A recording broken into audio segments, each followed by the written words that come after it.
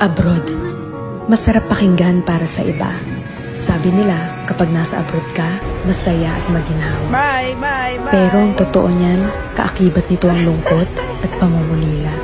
May mga panahong gugustuhin mo nalang sumuko, pero naninibabaw ang tanong na, bakit ka nga ba nandito? Oo, may mga maswerteng nakakaangat sa buhay. Pero aminin nating hindi lahat pinapalad na magkaroon ng magandang buhay. Basta tandaan mo, lahat nagsisimula sa pinakababa bago ka makarating sa itaas. Kapalit ng bawat paghihirap ay ang buhay na pinapangarap. Walang imposible sa taong may tiyaga. Magugulat ka na lang na palitan na ang mga salitang pagod na ako nang. Buti na lang, hindi ako sumuko.